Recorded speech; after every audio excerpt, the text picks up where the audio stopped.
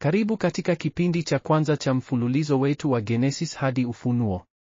Jina langu ni Ed1716 na leo tunaanza safari yetu ya kuchunguza neno la Mungu kutoka mwanzo hadi mwisho. Tunasimama katika msimamo wa Kutoka saa 17 na madakika 16, vita vya kiroho vinavyoendelea, Nehemia 3, kujenga upya kile kilichovunjika, Vitendo 12, maombi ya umoja yanaleta ukombozi. Leo tunachunguza maneno muhimu zaidi katika historia yote. Hapo mwanzo Mungu aliumba anga na nchi. Haya si maneno ya utani, ni msingi wa imani yetu yote. Hebu tusikize neno la Mungu kutoka Mwanzo 1:25.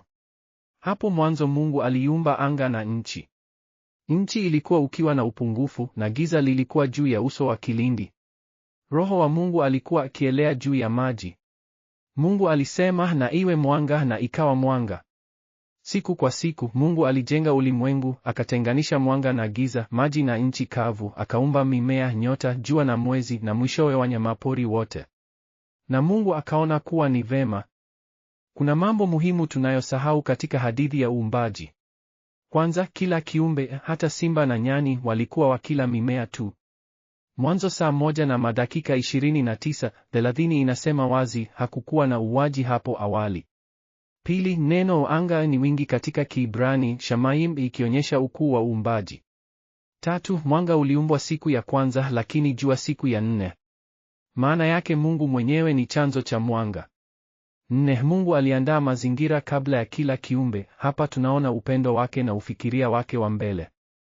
Tunaona mabadiliko makuu ya kiteolojia hapa. Kutoka upungufu hadi utimilifu, Mungu anajenga kwa hatua, si kwa haraka. Kutoka giza hadi mwanga, yeye ni chanzo cha mwanga wote wa kiroho na kimwili. Kutoka machafuko hadi utaratibu, Mungu ni Mungu wa mpangilio, si wa machafuko. Na jambo muhimu zaidi, kutoka kutojulikana hadi utambuzi. Kila kitu kimepewa jina, lengo na mahali pake.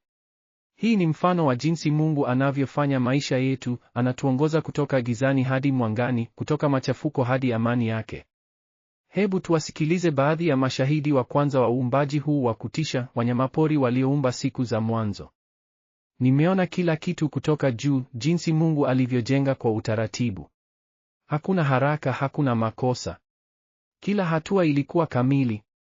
Nilikuwa karibu na Roho wake alipokuwa akielea juu ya maji. Tulimu wake ilikuwa ni upole na upendo. Hatukuogopa chochote. Hata mimi, mfalme wa wanyamapori, nilikuwa nikila majani na matunda. Amani ilikuwa kila mahali. Hakuna vita, hakuna hofu. Vema tu. Twenda tuingoje kuona kile kitakachokuja. Naona Mungu yupo tayari kwa hatua kubwa zaidi. Uumbaji unafundisha mambo muhimu kwa maisha yetu leo. Kwanza, Mungu ni msimamizi mkuu, sisi ni wasimamizi tu. Tunapaswa kuhifadhi mazingira na viumbe vyote kwa heshima.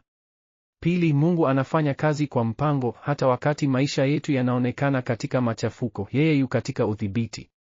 Tatu, kila kitu kilichoumbwa kina lengo, hata wewe una lengo maalum katika mpango wa Mungu. Na mwisho, tunapaswa kumtukuza Mungu kwa ukuu wa kazi yake. Hebu tuombe pamoja.